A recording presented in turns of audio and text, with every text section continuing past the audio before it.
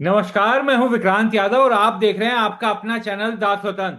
America और Iran के बीच युद्ध रुकने का पूरी दुनिया इंतजार कर रही थी। अब लग रहा है कि वो युद्ध रुक जाएगा और 19 तारीख को स्विट्जरलैंड में शांति समझौता हस्ताक्षर हो जाएगा।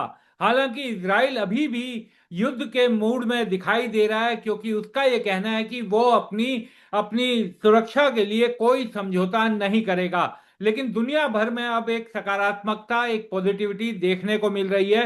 क्या इसका असर होगा इकोनॉमी पर, और क्या जो बड़ा संकट था वो धीरे धीरे टलेगा? बात करते हैं वित्तीय विशेषज्ञ और केडिया एडवाइजरी के संस्थापक अजय केडिया जी से। अजय सर, नमस्कार। नमस्कार विक्रांत जी, बहुत बहुत धन्यवाद मुझे बुलाने के लिए। अजय सर, ये खबर जिसका सब लोग इंतजार कर रहे थे पिछले काफी दिनों से, अब लग रहा है कि युद्ध रुक जाएगा और उसका असर बड़ा पॉजिटिव भी दिखाई दिया बाजार में आज सुबह से। बिल्कुल, देखिए अभी भी बोलना विश्वास नहीं हो रहा है, ऐसा बोलना चाहिए क्योंकि 3.5 महीने हो चुके हैं। उसमें कई बार डोनाल्ड ट्रंप ने कहा है कि सीजफायर हो गई है, हमारी बात हो गई है। बट रिजल्ट हम देखते हैं। अभी 19 तारीख का सबको बेसब्री से इंतजार है कि एक्चुअल में होगा क्या। बट लग रहा है इस बार, क्योंकि देखो दुबई प्रॉपर्टी मार्केट रिकवर करना स्टार्ट किया। जो विक्स विक्स 21 का था, वो विक्स अब गिरना स्टार्ट हो चुका है। कच्चे तेल अब 90 के नीचे आ चुका है। इनफैक्ट WTI तो 80 के नीचे चले गया और ब्रेंट भी 83। तो लग रहा है कि इस बार हो जाएगा। और डोनाल्ड ट्रंप के बर्थडे पे ये ऐलान, मतलब हम बोल सकते हैं तो एक तरह का गिफ्ट ही रहा है। तो यस, जो वॉर प्रीमियम था सोने चांदी में, वो एक्चुअली खत्म होता है तो सोना गिरना चाहिए था। बट हमने देखा अदर असेट क्लास में दबाव की वजह से अब तक गिरावट चल रही थी, और अब मार्केट अपने आप को उभरता हुआ देख रहा है। तो टाइमिंग यस। हाँ, एक चीज और मैं बताता हूँ। 17 तारीख को, 19 तारीख को तो ये बैठक है ही, बट 17 को फेड की बैठक है। हाँ। अब यहाँ पे कच्चा तेल जिस ढंग से टूटा है, तो नए फेड चेयरमैन जो है केविन बॉस, उनका क्या रवैया रहेगा आगे इंटरेस्ट रेट हाइक को लेकर, ये भी ये हफ्ते काफी इंपॉर्टेंट होने वाला है। सर, गोल्ड और सिल्वर की अगर हम बात करें तो पीछे 2-3 दिन बड़ी उसमें गिरावट देखी गई। और ये कहा जा रहा था कि सोना क्या 3,500 के लेवल तक जा सकता है, इस तरीके की चर्चाएं शुरू हो गई थी। लेकिन आज जब से ये युद्ध रुकने की खबर आई, सोने और चांदी में भी एक अच्छा पॉजिटिव रिस्पॉन्स देखने को मिला। हाँ बिल्कुल, विकास जी, हमने जैसे पहले एक्सपेक्ट कर भी रहे थे कि अगर लड़ाई कंटिन्यू रहती है तो दबाव रहेगा, और हम्म। दबाव देखा भी गया था। बट सीज फायर की न्यूज के बाद मार्केट में स्ट्रांग रिकवरी आई है, जहाँ पे डॉलर इंडेक्स भी 100 के नीचे है। हाँ। विक्स में कमी आई है। तो ये सारे कारण रहे हैं। बट एक चीज आप याद ध्यान रखिए, 2008 2022 ऐसे साल रहे हैं जब भी ऐसी विश्वव्यापी कोई भी चीज आती है तो इनिशियली सोने चांदी में गिरावट आती है, क्योंकि सारे एसेट क्लास में गिरावट है तो इसमें आदमी मुनाफा बुक करने की कोशिश करता है। बट 4-6 महीने के बाद जब ये मुनाफा वसूली हो जाती है सोने चांदी में, इसके बाद एक लंबी बड़ी नई तेजी बनती है। हमने 2008 से 2011 के बीच में $650 वाला गोल्ड, $650 वाला गोल्ड $1,900 पहुंचते हुए देखते हैं। 2022 में $1,600 वाला गोल्ड 5600 का लेवल ये साल जनवरी में देखते हैं। तो मेरा मानना है कि यस, अभी भी बोलना बहुत डिफिकल्ट है इमीडिएटली युद्ध खत्म हो चुका है क्या। बट फिर भी आप मान के चलिए, महीना 2 महीना हो सकता है प्राइजेस रिकवर भी करे, साइडवे भी रहे। लेकिन लंबी तेजी के लिए सोना और चांदी दोनों ही इस बार तैयारी करता हुआ दिखाई दे रहा है, जो मुझे लगता है सितंबर अक्टूबर से तेजी स्टार्ट होगी और नए हाइस की तरफ फिर से दौड़ लगाता हुआ दिखाई देगा। अच्छा, यानी कि जो पिछला हाई जिसके बाद युद्ध शुरू हो गया था, उस हाई को पार करते हुए दिखाई दे सकता है। ये इसी साल का बिल्कुल। अनुमान सर लग रहा है, या उससे आगे नहीं का समय लग सकता है? नहीं नहीं, ये साल हमने 5600 का हाई देखा, हम्म। फिर भाव में गिरावट आई। हम्म। फिर 5400 का हाई देखा हमने हाँ। 1 मार्च को, जब ये हाँ। लड़ाई स्टार्ट हुई थी। स्टार्ट हुई तो थी। मेरा मानना है, देखिए 5600 का या 6000 या 6500 या $8,000, हम्म।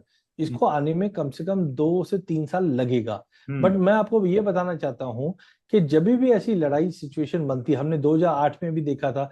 जब फाइनेंशियल क्राइसिस आया था। हाँ। तब फरवरी के अंदर कच्चा तेल $150 टच करता है और 6 महीने तक सोने चांदी में जबरदस्त गिरावट आती है। हम्म। लेकिन इस गिरावट के बाद जो तेजी बनी, वो लंबी तेजी बनी। हम्म। 2022 में भी यही रिपीट हुआ। इवन हाँ। कोविड का दिन अगर आपको ध्यान हो तो 21 मार्च को जैसे ही लॉकडाउन अनाउंस हुआ तो सोना चांदी बढ़ा नहीं था। हम्म। पहले सोने चांदी में भारी गिरावट आई, और वो गिरावट के बाद फिर तेजी आई। तो हमने ज्यादा करके देखा है, कभी भी ऐसे इवेंट होते हैं तो पहले गिरावट आती है, फिर लंबी तेजी आती है, बट गोल्ड में ये लंबी तेजी 2-3 साल तो मिनिमम चलती है। तो इस बार मुझे लगता है अक्टूबर तक थोड़ी बहुत गिरावट, साइडवे, पॉजिटिव, ये सब रहेगा। लेकिन अक्टूबर 2026 से जो रैली स्टार्ट होगी, वो हम्म। मुझे लगता है अगले 2-2.5-3 साल के अंदर अंदर सोना, मेरा मानना है कि जो $6,000 है वो भी अचीव कर जाएगा अगले साल के अंदर।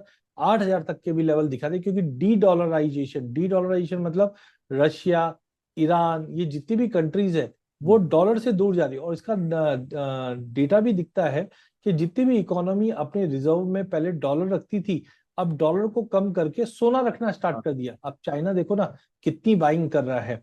तो मुझे लगता है ये डी डॉलराइजेशन का टर्म है, ये अब साबित होता हुआ दिखेगा, जहां पे हम देखेंगे सभी सेंट्रल बैंक गोल्ड के पीछे वापस भागेंगे। लेकिन अभी इन्फ्लेशन बढ़ा हुआ है ना, इसके लिए थोड़ा रुक सकता है 6-8 महीना, 4-6 महीना, जैसे रशिया ने कुछ गोल्ड बेचा है हम्म। उसकी वजह से। लेकिन कच्चा तेल ही नीचे आ जाएगा ना, फिर ये रैली नहीं स्टार्ट करेगा।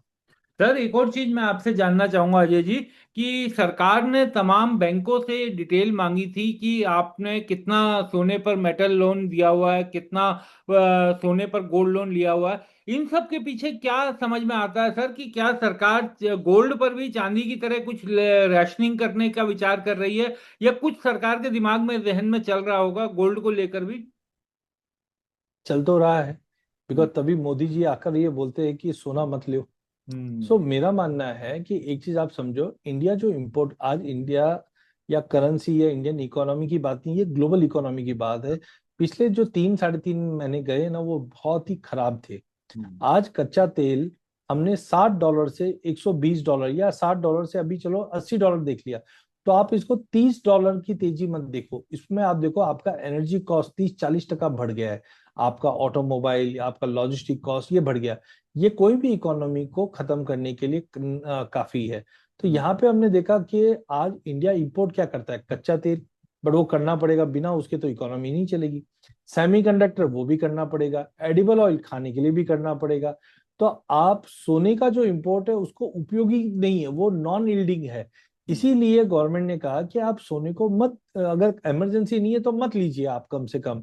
हाँ, अब इंडिया में क्या हुआ है, पहले इंडिया सोना बाय नहीं करता था, हम लोग सोने को कंज्यूम करते थे। हाँ। लेकिन अब लोगों को समझ में आ गया, अरे यार इन्वेस्टमेंट के लिए भी तो सोना ले सकते हैं। तो गवर्नमेंट बोलती है अगर आपको इन्वेस्टमेंट के लिए सोना लेना है तो उसके लिए हमारे करंट अकाउंट डेफिसिट की, हम बहुत ही ज्यादा क्रिटिकल जोन में पहुंच चुके हैं। तो गवर्नमेंट बोलती है आप बेटर है, अगर आपको निवेश के लिए सोना लेना, देखो घर में शादी है, आप लीजिए, इमरजेंसी लेना ही है अपने को। लेकिन अगर आप निवेश के लिए ले रहे हैं तो आप ईटीएफ ले लीजिए, या गोल्ड बॉन्ड ले लीजिए, जो गवर्नमेंट का अभी भी सेकेंडरी मार्केट में मिल रहा है, ताकि हमारे यहाँ पे इंपोर्ट्स थोड़ा सा विराम लग जाए। क्योंकि आज मोटा मोटी 850-800 टन का इंपोर्ट करते हैं और नॉन यील्डिंग है। इसकी वजह से हमने देखा कि गवर्नमेंट ने कुछ टाइटनिंग की। पहली टाइटनिंग में हमने देखा कि ड्यूटी बढ़ा दी गई, 9% एक्स्ट्रा बढ़कर 15% हो गई, ताकि अगर आपके घर में जरूरत है तो ही आप बाय करोगे, इन्वेस्टमेंट के लिए इतने हाई कॉस्ट पे तो आप बाय नहीं करोगे। चांदी पे तो इंपोर्ट बैन कर दिए थे। अब सोने पे हो सकता है कि अगर इसी तरीके से अगर हमारा गोल्ड प्रेम कंटिन्यू चलता रहा तो गवर्नमेंट और स्ट्रिक्ट एक्शन ले सकता है। हाँ, अब गोल्ड गोल्ड के लिए गवर्नमेंट ने एक चीज और चालू की है, वो बताया जा रहा है कि आपकी गोल्ड मोनेटाइजेशन स्कीम, अगर आपके पास सोना पड़ा है तो आप उसको मोनेटाइज करके आप गोल्ड दे सकते हो। उससे क्या होगा, हमारा जो वर्किंग कैपिटल के लिए गोल्ड की रिक्वायरमेंट पूर्ति होगी, ऐसा सुनने में भी आ रहा है। कुछ एसोसिएशन ने गवर्नमेंट को अप्रोच भी किया है हाँ, कि बिल्कुल। मंदिरों में जो सोना पड़ा हुआ है, अगर उसको वर्किंग कैपिटल के तौर पे हमारे ज्वेलर्स भाइयों को दे दिया जाए तो हमारा इंपोर्ट, आज मंदिरों में 3.5-4 हजार टन सोना पड़ा हुआ है। अगर मैं बोलता हूँ ये सोना अगर वर्किंग कैपिटल में आ जाता है तो आप मान के चलिए 3 से 4 साल हमें इंपोर्ट करने की जरूरत ही नहीं पड़ेगी सोना। इसका असर इंटरनेशनल भाव पे भी पड़ेगा, क्योंकि इंडिया और चाइना ऐसी बड़ी दिग्गज इकोनॉमी है जो सबसे ज्यादा सोना इंपोर्ट नहीं, सोना कंज्यूम करती है। तो उस पर भी असर पड़ेगा। तो यस, गवर्नमेंट ने जो एक्शंस ले रही है वो इसी तहत है, ताकि अकाउंटेबिलिटी बने और अन्य से हमारा जो करंट अकाउंट डेफिसिट है उस पर ज्यादा प्रेशर ना पड़े। लगता है सर कि, क्योंकि आपने जो बात की वो एकदम सही भी है, वो डाटा और फैक्ट्स भी बताते हैं कि कंजम्पशन से ज्यादा निवेश ज्यादा हो रहा है। तो क्या लगता है सर, गोल्ड को लेकर के जो निवेश की लोगों की प्रवृत्ति है, और जिस तरीके से पिछले कुछ सालों में लगातार बढ़ी है, उसको उसको थोड़ा कमजोर किया जा सकेगा? क्या वो लोगों की सोच को बदला जा सकता है? क्योंकि उसमें कोई बदलाव दिखाई नहीं देगा सर इतना आसानी से। देखिए विकास जी, आज हम डिजिटल युग में है। हाँ। आज से 10 15 20 साल पहले अगर अपन कोई 2 टायर 3 टायर सिटी में जाते थे हाँ। तो उन बेचारों के पास कोई ऑप्शन ही नहीं होता था। उनको ये पता है बैंक में एफडी कर लो या पोस्ट ऑफिस में कर हाँ। लो या सोना, इसके अलावा कुछ ऑप्शन ही नहीं था। लेकिन आज हम डिजिटल युग में आ चुके हैं और thanks to Covid and OTT platform, जैसे आज आप और मैं जुड़ रहे हैं और आपके चैनल को लाखों लोग देखते हैं, तो उनसे एक जानकारी पता चलती है। तो मैं यही बोलता हूँ कि सोने को पहले हम लोग खाली कंज्यूम के लिए देखते थे, अरे सोना हाँ। लेना है, कब लेना है, अक्षय तृतीया, धनतेरस, शादी ब्याह में लेना है। लेकिन ये जो ओटीटी प्लेटफॉर्म के माध्यम से हमको ये समझ में आ गया कि अरे सोना, जब इक्विटी मार्केट टूटेगा तब हाँ। सोना बढ़ेगा। हाँ। तो जिनको इक्विटी में डर है वो हम्म। सोना बाय करेगा। तो हम्म। अल्टीमेटली हो गया क्या है कि जो इंफॉर्मेशन कम्युनिकेशन है वो बहुत स्ट्रांग रैपिडली बढ़ी है, जिसके चलते लोगों ने सोने में अपना असेट क्रिएट करने की कोशिश की है। पहले हम लोग बोलते थे एज ए पोर्टफोलियो, जो लोग देखते थे वो बोलते सोना यार पोर्टफोलियो में नहीं होना चाहिए। हम्म। लेकिन आज आप देखो 18 से 20% म्यूचुअल फंड इंडस्ट्री देख लो, मल्टी एसेट आ चुका है जिसमें 18 से 20% का एलोकेशन होने लग गए हैं। तो मेरा मानना है कि ये because of information communication digitalization, लोगों को अब ये होड़ लग गई है कि कल को अगर इक्विटी मार्केट क्रैश कर गया तो मेरे को, मेरे पोर्टफोलियो को बचाने वाला काम तो सोना ही करेगा। इसलिए सोने की फाइनेंशियल डिमांड ज्यादा बढ़ चुकी है अब। हम्म। बिल्कुल ठीक सर। शेयर बाजार में भी आज जब ये खबर आई थी कि युद्ध रुक सकता है, रात को खबर आई और डील साइन होगी, उसके बाद शेयर बाजार में भी थोड़ी रौनक लौटी है। क्या लगता है सर कि अब थोड़ा गुलजार होने का समय आ गया है, या शेयर मार्केट में अभी भी दिक्कतें हैं? क्योंकि 2 ढाई साल से निवेशक बड़ा इंतजार कर रहे हैं, और लोगों का ये भी कहना है सर कि हम लोग अपना एकदम लोएस्ट स्तर पर हैं, तो अब इससे नीचे या इससे खराब स्तर पर तो नहीं जाएंगे। तो क्या अब रिकवरी का टाइम शुरू हो गया है? देखिए, मैं भी इंडियन इकोनॉमी में बहुत बुलिश हूँ। आप ये देखिए, इतनी सब विपदा आने के बाद भी, चाहे फिट्स है चाहे एस&पी है, जिसके भी रेटिंग्स आई है, सबने एक ही चीज कही है कि इंडिया की जीडीपी 6% के ऊपर ग्रो करेगी। उसका सबसे बड़ा कारण क्या है? उसका सबसे बड़ा कारण है हम अनस्ट्रक्चर्ड से स्ट्रक्चर्ड में जा रहे हैं। आज पहले आप वड़ा पाव या कोई भी समोसा या चाय लेते थे, आप कैश देते थे और ले लेते थे। आज गली गली में हम देख रहे हैं पेटीएम हो गया या बाकी डिजिटल माध्यम हो गया, इससे अकाउंटेबिलिटी आने लग गई है। तो इंडियन इकोनॉमी तो बहुत स्ट्रांग है, लेकिन समय अच्छा नहीं है। देखिए, पिछले साल ट्रेड टेंशन था जिसकी वजह से इकोनॉमी मार खा गई। उससे पहले भी हमने देखा नंबर्स अच्छे नहीं आ रहे थे, और अब लड़ाई के चलते कच्चे तेल बढ़ गया, वो भी इम्पैक्ट कर रहा है। तो मेरा मानना है, देखिए लॉन्ग टर्म अपनी जगह पे सही है, बट मेरा मानना है कि अगला महीना 2 महीना अभी भी इक्विटी के लिए अच्छा नहीं है। क्यों? ट्रेड टेंशन खत्म नहीं हुए, अभी भी हम एलिवेटेड लेवल्स पे टैरिफ लगा रखा है। अब G7 में मोदी जी जब डोनाल्ड ट्रंप से मिलते हैं या यूएस टीम से मिलते हैं, वहां पे क्या निकल कर आता है वो बहुत इंपॉर्टेंट है। दूसरा, आप एक चीज ये समझिए कि बारिश बहुत इंपॉर्टेंट है इंडिया के लिए। आज सुपर एलिनो की बातें हो रही है। अगर ऐसा कुछ होता है तो देखिए, 3 4 सालों से हमारे फूड ग्रेन प्रोडक्शन काफी अच्छे थे, बिल्कुल। जिसकी वजह से हमारे फूड इन्फ्लेशन आज भी बहुत ही नेग्लिजिबल थे as compared to Europe and US. तो अब यहाँ पे हिट लगता हुआ दिखाई देगा। एफआईज का फ्लो इंडिया में नहीं आ रहा है। हाँ, गवर्नमेंट अभी काम तो कर रही है टैक्सेशन को लेकर, लेकिन कोई ऐसा स्ट्रांग मैसेज अभी तक आया नहीं है। जीएसटी के अंदर कटौती गवर्नमेंट ने पिछले साल ही कर दी थी। अब रेट हाइक अगर होती है तो कहीं ना कहीं थोड़ा सा एक कंसर्न होगा। तो मुझे लगता है कि देखिए, लॉन्ग टर्म इंडियन इकोनॉमी बहुत ही स्ट्रांग है, बट अगले 2 महीने के लिए मुझे लगता है थोड़ा तकलीफदायक है, क्योंकि जब तक एफआईज नहीं आती है, हम्म। साथ में बारिश का कंसर्न है, साथ में आज रुपया देखो रिकॉर्ड लो पे पड़ा हुआ है। तो इनकेस अगर समझो ये युद्ध रुक भी गया तो डोंट एक्सपेक्ट कि रुपया हमारा बहुत मजबूत हो जाएगा, क्योंकि अभी भी कच्चा तेल $80 पे है। तो $60 पे जो हमें रशिया से कच्चा तेल या ईरान से मिल रहा था, 60 या उसके नीचे का, ठीक है, आज रिलेशन हमारे अच्छे हैं। इसका मतलब ये नहीं है कि हमको वो 56 या 55 डॉलर पे दे हाँ, देंगे। बिल्कुल। आज भी अगर हम $80 पे लेंगे तो हमारा एनर्जी का कॉस्ट कितना बढ़ गया है। तो मुझे लगता है कि अगला 1.5 2 महीना 3 महीना इंडियन इकोनॉमी के लिए भी कोई खास अच्छा नहीं है। बट हाँ, Q4 में हम कंजम्पशन बढ़ते हुए देखेंगे, कच्चे तेल को और ड्रॉप होते हुए देखेंगे करीबन 70 75 डॉलर के नीचे। तब जाके इसमें कंजम्पशन बढ़ेगा। यहाँ पे डिस्पोजेबल इनकम बढ़ना बहुत इंपॉर्टेंट है। अगर रेट हाइक हुआ तो आम आदमी अपनी ईएमआई के पीछे भागेगा या कंजम्पशन के पीछे भागेगा, ये इंपॉर्टेंट है। तो मेरा कंसर्न है कि अगले महीना 2 महीना प्राइजेस में थोड़ा सा दबाव दिखता है इक्विटी में। लॉन्ग टर्म अच्छा है, लॉन्ग टर्म के लिए एसआईपी कीजिए, छोटा छोटा करके बाय कीजिए, अच्छी कंपनियों में बाय कीजिए, साल 2 साल का व्यू लीजिए, रिटर्न जरूर बनेगा। बट पोर्टफोलियो में 20% सोना चांदी जरूर रखना, ताकि क्या है, इक्विटी नहीं चला तो सोना चांदी चल जाएगा। बिल्कुल। सर, जो आपने फेड की मीटिंग की भी बात की थी 17 की, निश्चित तौर पर सबकी निगाहें लगी हुई हैं। क्या लगता है सर वर्तमान स्थितियों में, क्योंकि अब इस तरीके के भी कुछ लोग कयास लगाने लगे हैं कि शायद रेट बढ़ा दिए जाएं, कुछ ऐसा लगता है सर? अगर ऐसा हुआ तो उसका भी असर सोने चांदी पर दिखाई देगा? क्या चेंज करेंगे सर रेट्स में?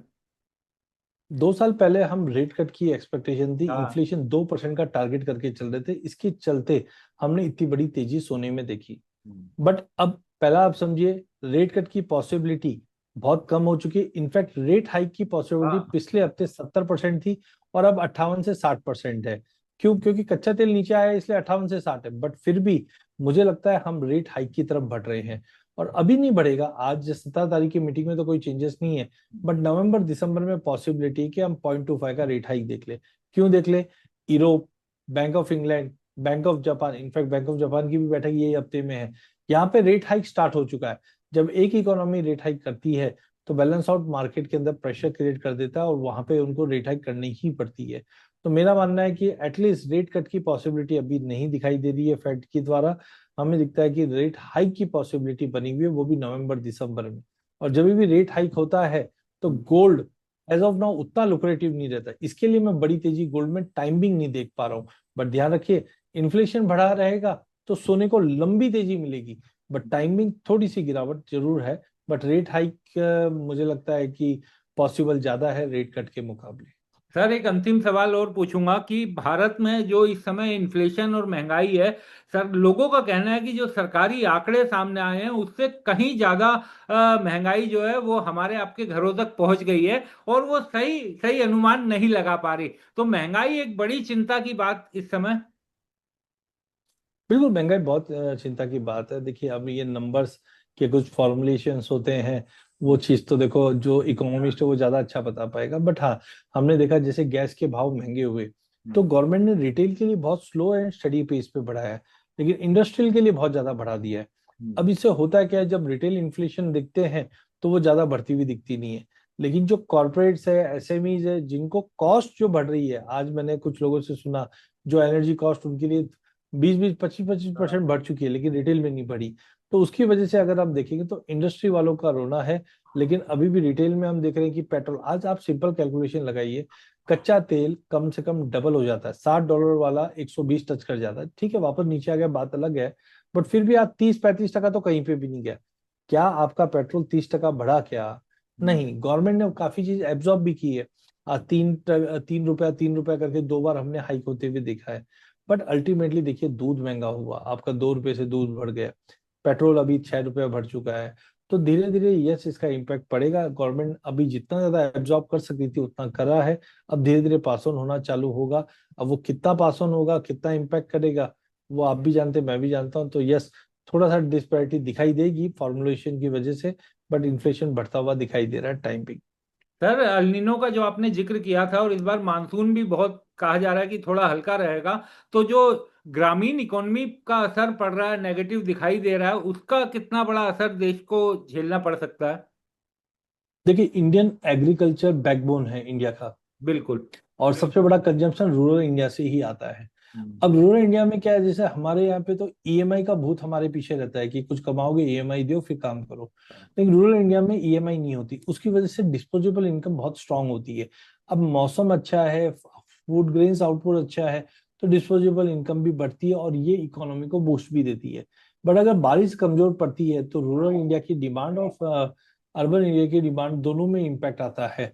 तो यहाँ पे मुझे लगता है इसी के चलते मैं जो बोल रहा हूँ, 2-3 महीना मार्केट थोड़ा स्टेगनेंट और वीकनेस दिख रहा है। बट अक्टूबर ऑनवर्ड्स हम देखेंगे मार्केट में फिर से तेजी बन जाएगी। बट टाइमिंग, कंजम्पशन साइकिल मुझे थोड़ा सा पॉजिटिव दिखता है। चलिए, बहुत बहुत शुक्रिया अजय सर, आप हमारे साथ जुड़े, चर्चा में शामिल हुए, बहुत बहुत शुक्रिया। बहुत बहुत धन्यवाद।